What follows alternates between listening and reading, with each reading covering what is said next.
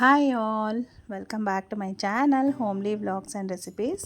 ಇಲ್ಲಿ ನಾನು ಬಟನ್ ಮಶ್ರೂಮ್ಸ್ದು ಬಿರಿಯಾನಿ ರೆಸಿಪಿನ ಶೇರ್ ಮಾಡ್ತಾ ಇದ್ದೀನಿ. ನಿಮ್ಗೆಲ್ರಿಗೂ ತುಂಬ ಇಷ್ಟ ಆಗ್ಬೋದು ವಿಡಿಯೋ ಅಂತ ಅಂದ್ಕೊಂಡಿದ್ದೀನಿ. ವಿಡಿಯೋ ಲಾಸ್ಟ್ ಗಂಟ ನೋಡಿ ಸಪೋರ್ಟ್ ಮಾಡಿ. ಮಶ್ರೂಮ್ ಬಿರಿಯಾನಿನ ಮಾಡೋದಕ್ಕೆ ನಾನಿಲ್ಲಿ 1 ಹಿಡಿ ಕೊತ್ತಂಬರಿ ಸೊಪ್ಪನ್ನು ತೊಗೊಂಡಿದ್ದೀನಿ, ಒಂದು 5ರಿಂದ 6 ಹಸಿಮೆಣಸಿನ್ಕಾಯಿ ತೊಗೊಂಡಿದ್ದೀನಿ, ಮತ್ತು 1 ಹಿಡಿಯಷ್ಟು ಪುದೀನ ಸೊಪ್ಪನ್ನು ಕೂಡ ವಾಶ್ ಮಾಡಿ ಹಾಕ್ಕೊಂಡಿದ್ದೀನಿ. ಮತ್ತು ಬೆಳ್ಳುಳ್ಳಿ ಶುಂಠಿಯನ್ನು ಆ್ಯಡ್ ಮಾಡ್ಕೊಂಡಿದ್ದೀನಿ. ಶುಂಠಿಗಿಂತ ಬೆಳ್ಳುಳ್ಳಿ ಪ್ರಮಾಣ ಜಾಸ್ತಿ ಇರಬೇಕು, ಆಗ ತುಂಬ ಒಳ್ಳೆ ಟೇಸ್ಟ್ ಕೊಡುತ್ತೆ ಅಂತ ಹೇಳ್ಬೋದು.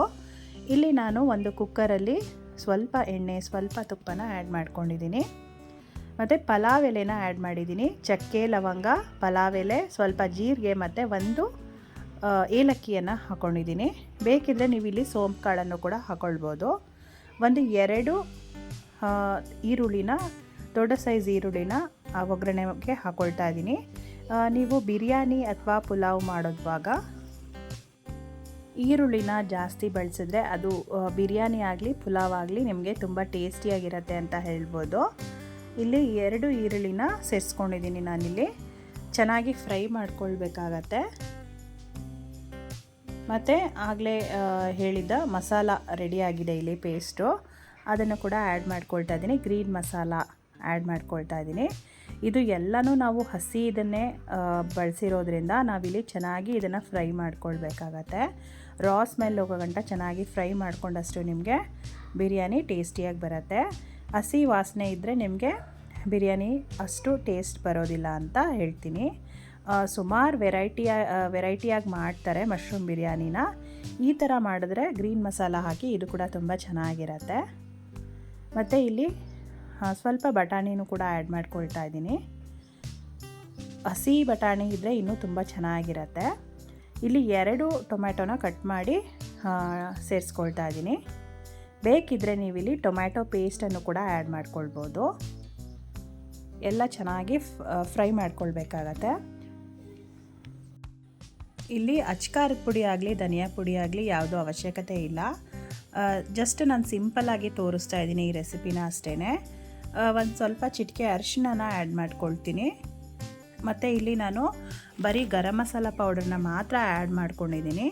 ಗರಂ ಮಸಾಲ ಪೌಡ್ರ್ ಆ್ಯಡ್ ಮಾಡಿ ಸಿಂಪಲ್ಲಾಗಿ ಬಿರಿಯಾನಿನ ರೆಸಿಪಿ ಶೇರ್ ಮಾಡ್ತಾ ಇರೋದು.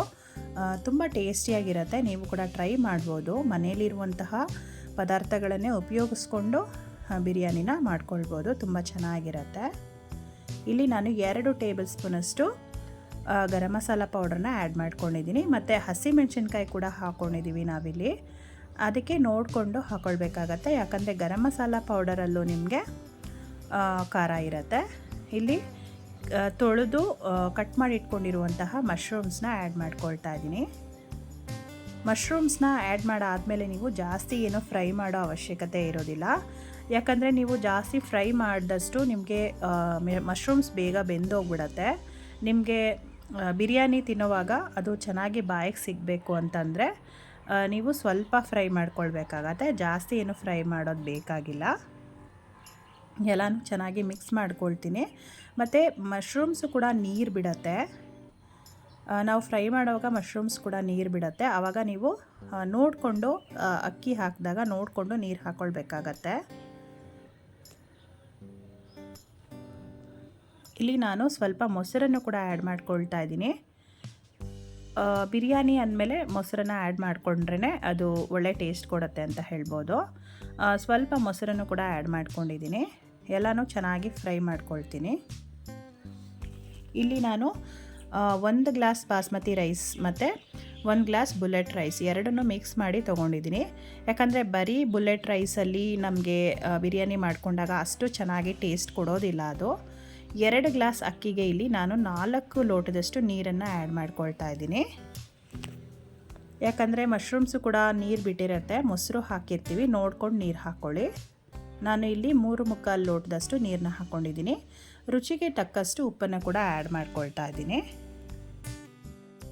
ಈಗ ತೊಳೆದು ನೆನೆಸಿಟ್ಕೊಂಡಿರುವಂತಹ ಅಕ್ಕಿಯನ್ನು ಕೂಡ ಆ್ಯಡ್ ಮಾಡ್ಕೊಳ್ತಾ ಇದ್ದೀನಿ. ಆಗಲೇ ಹೇಳಿದಾಗೆ ಬಾಸ್ಮತಿ ರೈಸ್ ಮತ್ತು ಬುಲೆಟ್ ರೈಸ್ ಎರಡನ್ನೂ ಆ್ಯಡ್ ಮಾಡ್ಕೊಂಡಿದ್ದೀನಿ ನಾನಿಲ್ಲಿ. ನೀವು ಬುಲೆಟ್ ರೈಸ್ ಅಥವಾ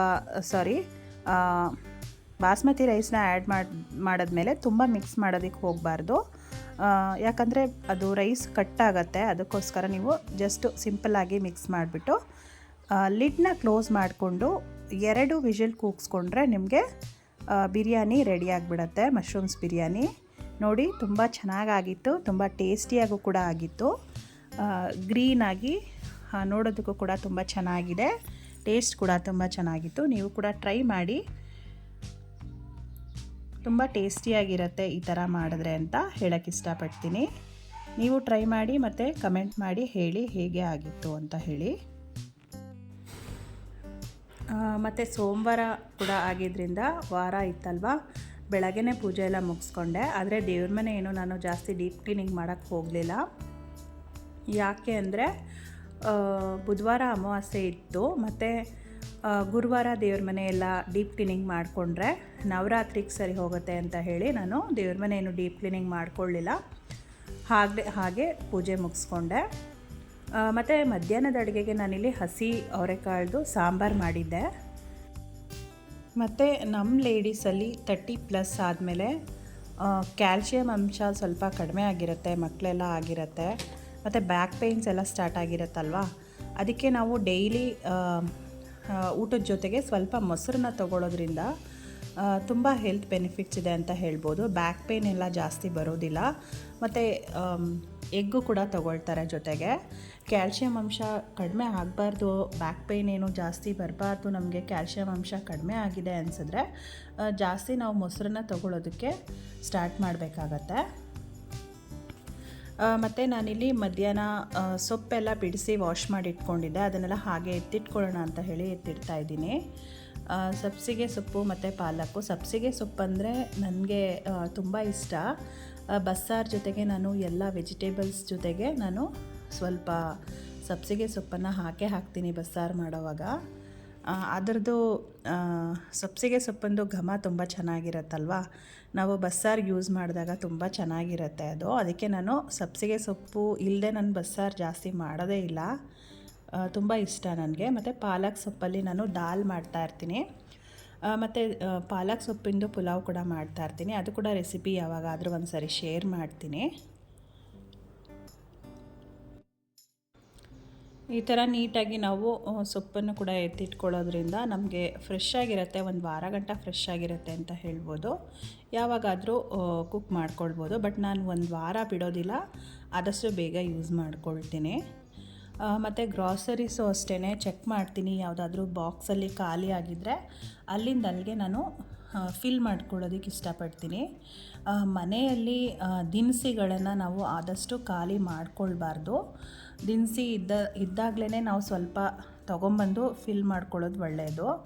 ಮನೆಯಲ್ಲಿ ಯಾವತ್ತೂ ದಿನಸಿನ ನಾವು ಖಾಲಿ ಮಾಡಬಾರ್ದು ಅಂತ ಹೇಳ್ತಾರೆ. ಅದಕ್ಕೆ ನಾನು ಸ್ವಲ್ಪ ಇರುವಾಗಲೇ ಅದನ್ನು ಹಾಗೆ ರಿಫಿಲ್ ಮಾಡ್ಕೊಂಡು ಬಿಡ್ತೀನಿ. ಯಾವುದು ಬೇಕು ಅದನ್ನು ನಾನು ಲಿಸ್ಟ್ ಮಾಡಿಕೊಂಡು ತೊಗೊಂಡು ಬಂದು ಇಟ್ಕೊಂಡಿರ್ತೀನಿ, ಮತ್ತು ರಿಫಿಲ್ ಮಾಡ್ಕೊಳ್ತಾ ಇರ್ತೀನಿ. ಆ ಥರ ಮಾಡ್ಕೊಳ್ಳೋದ್ರಿಂದ ನಿಮಗೆ ಮನೆಯಲ್ಲಿ ದಿನಸಿ ಖಾಲಿ ಆಗದೆ ಇರೋಂಗೆ ನೋಡ್ಕೊಳ್ಬೋದು. ಮತ್ತು ನಾನಿಲ್ಲಿ ಮಿಂಟ್ರಾದಲ್ಲಿ ಒಂದು ಡ್ರೆಸ್ನ ಆರ್ಡ್ರ್ ಮಾಡಿದ್ದೆ, ಅದು ಕೂಡ ತುಂಬ ಚೆನ್ನಾಗಿದೆ ಅಂತ ಹೇಳ್ಬೋದು. ನಾನು ಆಲ್ರೆಡಿ ಒಂದು ಸರಿ ಆರ್ಡ್ರ್ ಮಾಡಿದ್ದೆ, ಅದು ಆಲ್ರೆಡಿ ನಾನು ಯೂಸ್ ಮಾಡ್ತಾಯಿದ್ದೀನಿ, ಡೈಲಿ ವೇರ್ ಕೂಡ ಮಾಡ್ತಾಯಿದ್ದೀನಿ. ತುಂಬ ಚೆನ್ನಾಗಿದೆ, ಕಾಟನ್ ತುಂಬ ಚೆನ್ನಾಗಿದೆ ಅಂತ ಹೇಳ್ಬೋದು ಕ್ವಾಲಿಟಿ. ಡೈಲಿ ವೇರ್ಗೂ ಕೂಡ ನೀವು ಹಾಕ್ಕೊಳ್ಬೋದು, ಅಥವಾ ಹೊರಗಡೆಗೂ ಕೂಡ ಹಾಕ್ಕೊಂಡು ಹೋಗ್ಬೋದು, ತುಂಬ ಚೆನ್ನಾಗಿದೆ ಅಂತ ಹೇಳ್ಬೋದು. ಮತ್ತು ಮೆಷಿನ್ ವಾಶ್ ಕೂಡ ಮಾಡ್ಬೋದು, ತುಂಬ ಚೆನ್ನಾಗಿದೆ. ನಿಮಗೆ ಲಿಂಕ್ ಬೇಕು ಅಂದರೆ ಬೇಕಿದ್ದರೆ ಡಿಸ್ಕ್ರಿಪ್ಷನಲ್ಲಿ ಕೊಟ್ಟಿರ್ತೀನಿ, ಚೆಕ್ ಮಾಡ್ಕೊಳ್ಬೋದು. ವಿಡಿಯೋ ಇಷ್ಟ ಆದರೆ ಲೈಕ್ ಮಾಡಿ, ಶೇರ್ ಮಾಡಿ, ಕಮೆಂಟ್ ಮಾಡಿ. ಇನ್ನೂ ಸಬ್ಸ್ಕ್ರೈಬ್ ಆಗಿಲ್ಲ ಅಂದರೆ ಪ್ಲೀಸ್ ಸಬ್ಸ್ಕ್ರೈಬ್ ಮಾಡ್ಕೊಂಡು ನೋಡಿ. Thank you for watching.